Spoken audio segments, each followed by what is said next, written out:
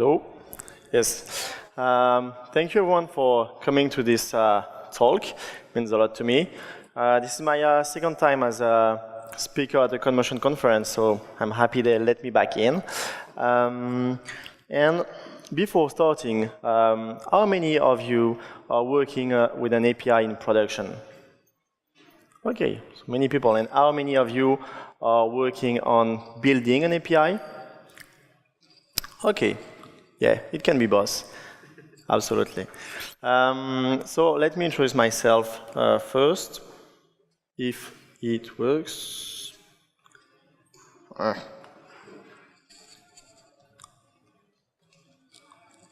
Okay.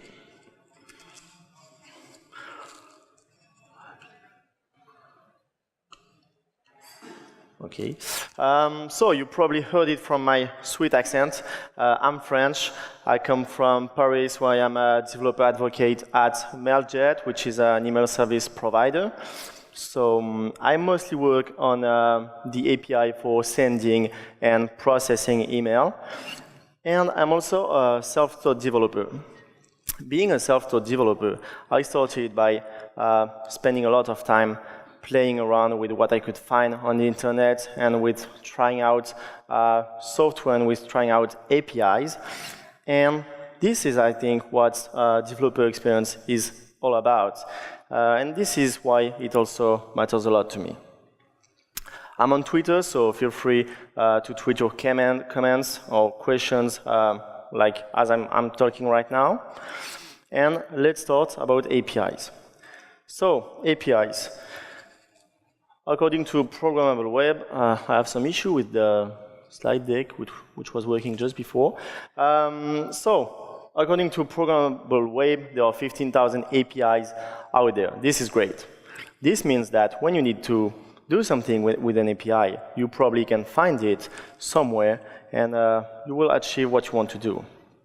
But this also means that, as most of you here, when you want to provide an API, it will be really hard to stand out because there are so many APIs. It's APIs everywhere. When you think about Uber, basically you can build a map API, taxi API, payment API, and you get Uber. So how do you stand out in this world where there are APIs everywhere?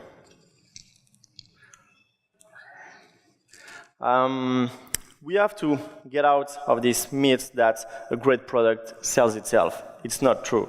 It's not true because there are a lot of reasons out there that will make it hard for you to stand out. So first, you're not the only one to provide an API that does what you do. There are very, very likely someone that did it before you, or that is doing it right now, or that will do it later. You will never be the only one to do something. Also, people probably don't know about you. So they don't know about you because they won't even have sometimes the idea to look for it, because they will just try to make it again themselves because it's fun to build something from scratch. We all like doing it, right? And sometimes they will look for you, but they won't find you. Even worse, when they find you, but they have a crappy experience with your API because the onboarding is not good, because they don't get what your API is about, or how to use it. So, how to stand out with this in mind? APIs are the UI for us, for people building software. So it's really our interface, and then there is one thing in common for all API. What do you think it is? It's us. It's people. We are building, we're not building software for machines. We're not building software for, I'm sorry, I will try to just fix this. Okay. We're not building software for machines or for computers. We're not designing APIs for machines. So we're doing it for people, and we have to keep this in mind. We have to treat developers like people, and we have to treat ourselves like people, so we have to keep this in mind when we build it. When we build an application, we really think about our users, about who our users will be or who they who might be interested in our app and how they would use the app, how they should use the app. And we really take this seriously now, and this is what we call developer user experience. So when we build software, why wouldn't be like doing the same? When we build code that will be used by people, we have to think about who will be using our API, who will be using our code, and how they will be using it, how they should be using it. So, developer experience. I think it's like really the journey to be like onboarded on your product, and how easy, how successful will you be when you start using the product that you've been giving out there.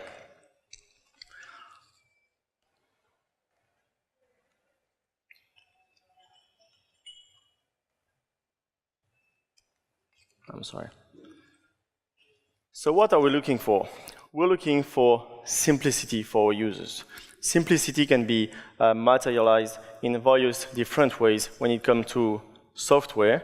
And I'm thinking especially about how easy is your API to use.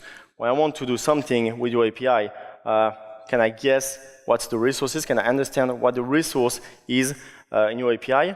This is important. So it's important to be able to talk to your API in a comprehensive way. It's also important to be able to understand what your API is telling me back. There are a lot of codes that have been standardized now, so just use them like for standard messages, standard codes. You don't have to reinvent the wheel again. Is your API adapted to your audience? There will be a lot of people interested in your API, and you have to consider them. So how to design it, what kind of patterns you can think of? Well, there are standards out there, you're not alone. It can be REST, it can be Hypermedia, it can be Graph. But because there are so many standards, do we have any standard yet? This is a question that you can ask yourself. What should I choose in this world?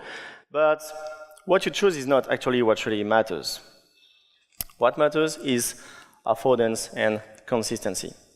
Affordance is a word that often comes back in the API design, but we don't all agree on it. One of the definitions I like is that API affordance is how easy to understand, how easy is it to understand something without requiring to read documentation or to read any manual. When you want to use, for example, at your friend's house, a nice dispenser on their fridge, you won't want to read the manual, right? You will just try. Well, this is the same with API. So to be affordant, a good way to do it is to use names for your resources and not verbs. So, and usually plural names.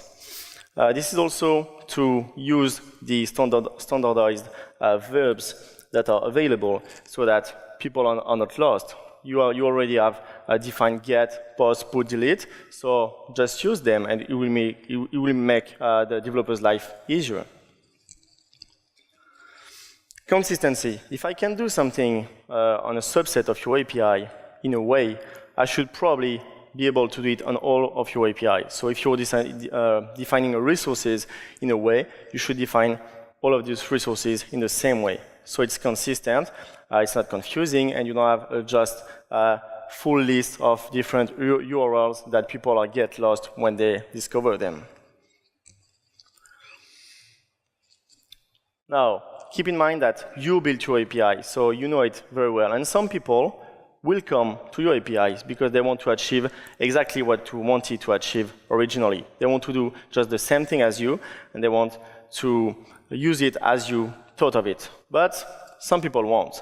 So, for example, it could be other developers internally that need your API to do something else. They didn't build it, so they don't know it as much as you. And also, it could be third-party developers. And this is very interesting because some people will want to build partnerships or integrations, and you have to consider them and to make their life easy too. Now, some people will have different expectations too, because they will have different levels. So of course, a beginner will be more interested in getting onboarding efficiently, whereas an expert will be maybe more interested in performance design, in how to optimize the calls, how to optimize the payloads. So once again, it's all about knowing your user, who your users are, how they want to use your API, because it's not like, maybe it's not what you expected at first. Maybe it's not how you thought of the first iteration of your API, and you will have to discover that by knowing who use your API and how they do it. If you don't, what you will just end up doing is doing some support, because people won't be able to understand what you did, and you're the only one to understand it, because you built the API. So it's really a matter of what's the learning curve to use your API. It would be bad to spend more time doing support, helping people to use your API to actually achieve stuff, than actually improving your API and releasing new features, fixing bugs. Now, the documentation is the first interface. So your API is an interface to developers, but the documentation is the interface to your API. This is really important. This is what developers will find when they just land on your website, when they land on your developer portal. So make sure that you make it good. How to make it good? Well, documenting is always painful. Like, most of us don't like documenting our code. We just like coding it quickly and making new features. So it's annoying. But today you have some frameworks for you, and one of the most popular for the definition of an API is Swagger. Swagger was donated to the OpenAPI initiative, so it's the standard for a consortium of industry experts thinking about how API should be standardized. So it will be around for a long time. You have two approaches. First, the top-down approach. So you can just create a definition of your API, and from the specs of your API, you're just building the specs, you will be able to generate the server implementation and the documentation, which just comes from your spec. This is a great way of releasing a first version of your API. Maybe it won't be enough then when you have to scale and when you have to make it bigger, but this is a really good way to get started quickly with an API. The bottom-up approach is the other way around. You have already a REST API and you want to generate the documentation. This is a great way of getting it done quickly. So how it look like?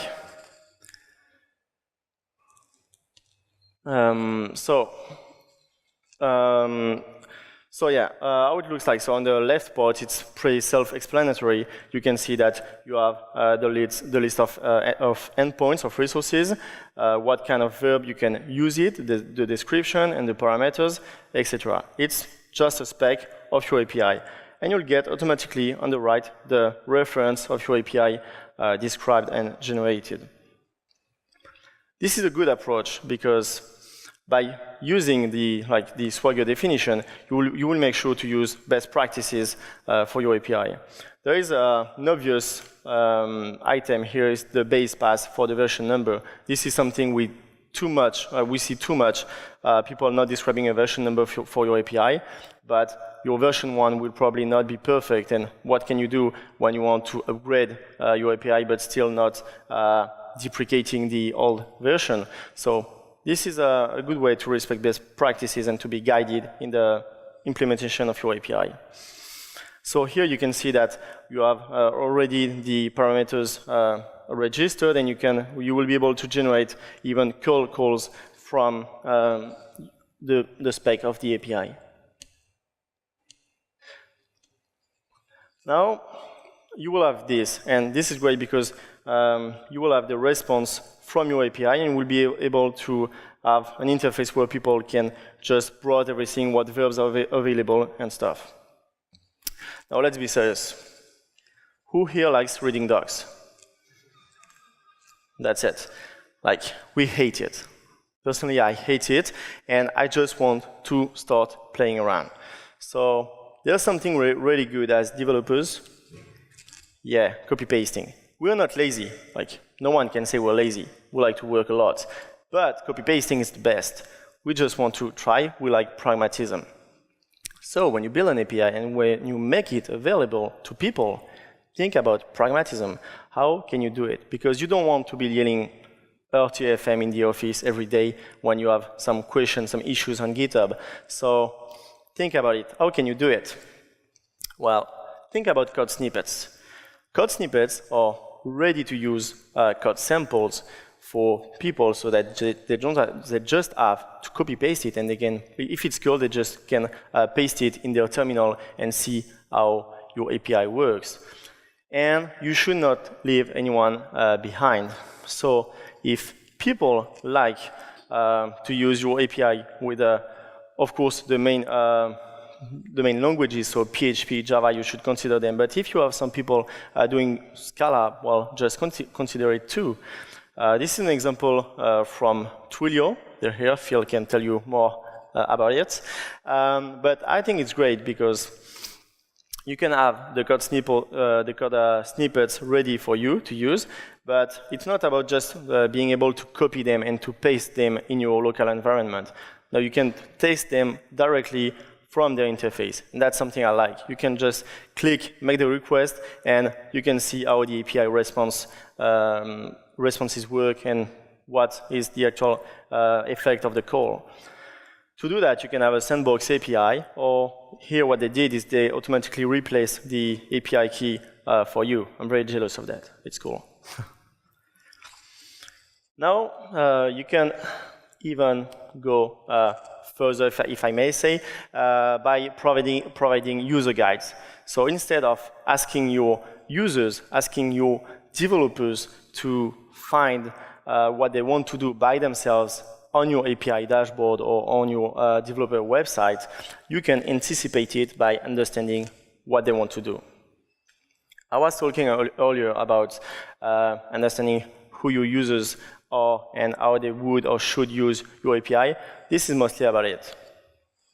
So, for example, at Mailjet, we know that most people want to do, for example, sending transactional email, and instead of just giving them the reference and the properties of each call in our API, well, we just lead them step by step. So we basically take people by the hand and say, okay, come with us. We will show you the path that you have to follow to achieve something. So it's not resource-oriented or properties-oriented. It's really end goal-oriented. A good way to do that is, once again, to use frameworks, because there are frameworks that just do that. As well as we use API to not rebuild something from scratch, well, use the frameworks that are available. So there you have Apiary, readme.io, or Slate. And I will give you an example of Slate. So this is what our documentation looks like. It's really cool because it's a 3 columns layout, so it makes it really easy to read. On the left part, you will have the menu, so as I was describing before, the steps that people have to follow. On the middle, you will have the description of what you will help them achieve, and on the right part, the code. What's great about those frameworks and about Slate is that it's all marked down. So it's really easy to write as you code, and even better, I will come back to that just after, it's really easy to generate too. So in the end, you're not writing any documentation. So you can focus just on the code, just on the content, and not on the layout, not on building the styling and your documentation. Now, can you do more than that? I think so. Something I really like is the sample apps or tutorials that help people see really the end goal of your API and what you can achieve. So, for example, this is an example from Algolia. Algolia is a French company that provides a search API, so they make it really easy to build a great search experience with real-time search, auto-completion, and stuff. And instead of just showing the features, or instead of telling you, okay, you can do face hitting this way and stuff, they knew the users, and they discovered that many of their users were using their API for e-commerce websites. So just rebuilt a mock e-commerce website to show what you can achieve with their API. And this is pretty effective. This is pretty powerful because when I land on this demo and that I have an e-commerce website, I can see how powerful I can turn my own website with the API, so it's pretty easy to convince people with stuff like that. Now, you will have a lot of iteration on your API. You will need to implement new features, new resources. And as soon as you will want to add languages, because in the end you will want to have as many wrappers as you want, it will be hard to maintain. You don't want to be writing the same stuff over and over again. In the team, we developed a tool for that. So, because we're lazy, we don't write any documentation anymore. So how does it work? Well, we have a metadata, which is basically a huge description of our API in a JSON file, exactly as we could see before in YAML with a Swagger. So just a definition, just a description of our API.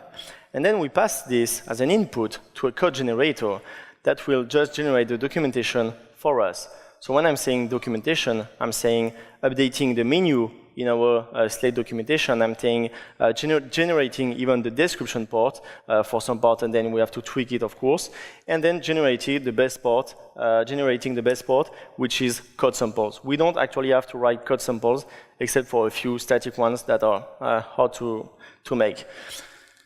So let me show that. This is pretty basic. So yeah, it's a JSON description of, so here a resource, and what you can perform as an action, then we will have the filters that are available and all the relevant information.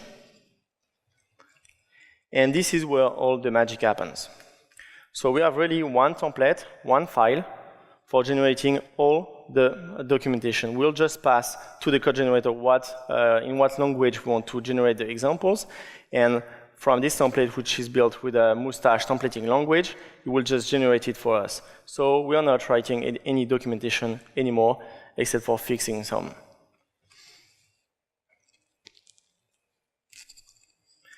Also, we'll be able to generate the response codes from the API. So this is pretty powerful too, because it's all automated, again, even on the responses side. Now you're giving a lot to developers. You're providing an API. You're providing them with a great experience as a developer, because it's really easy to use. Well, you can also benefit from the help of developers. They have a lot to tell you. They have a lot to teach you. So make sure that you make it easy for people to contribute and to tell you what they think about your API.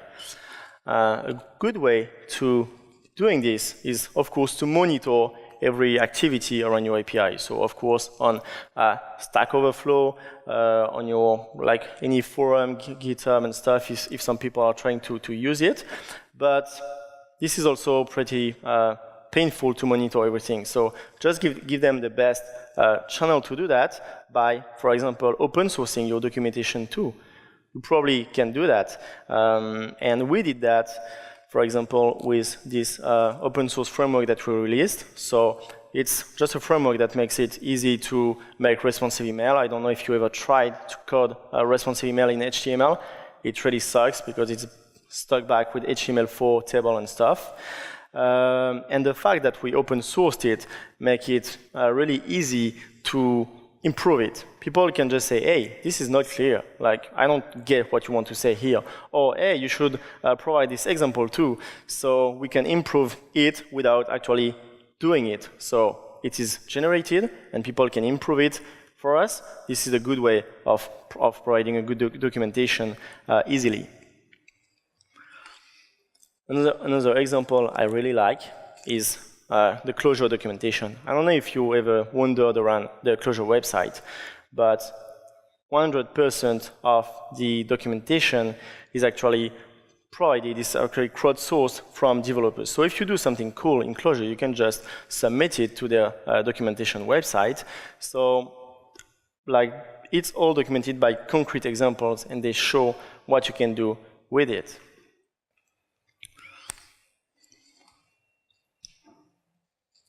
Now, developer advocate. I said just at the beginning of this talk, I want to conclude with that, is that we build APIs for people, not for machines. So think about it and get out there to know your users, to know who they are and how they want to use your API. So you can connect with them and ask them questions and also help them build stuff with your API so you can really understand what are the pain points of your API. By building your API, you also probably encountered some issues you probably struggled to build stuff and you probably learned a lot. So share knowledge so we can all get better at it. Of course, provide them with the code samples that I was talking about, with demos, such as Algolia's demo. It's a great way of making it easy for people to use your API. And don't just stop at just like some random examples or just basic examples of what you can do with your API. So for example, another example from Twilio that I love is that, of course, you can send text message. It's pretty basic, and usually when you will use Twilio's API, this is what you will want to do. So it's not the funniest thing. But then what they did is a tutorial to make a selfie machine from your dog while it is at home. And this is fun, and I want to do something similar for my cat, and I want to dig the Twilio's API from this. So this is a great way of getting people involved in your API and in what you provide them with. I want to conclude on that, so thank you very much, and there are some questions. I know it's hard to ask questions, but I'm the one in the difficult position, so don't be shy. No? Well, feel free to come see me after the talk and tweet me too if you have some questions or want to add something to this talk. Thank you very much.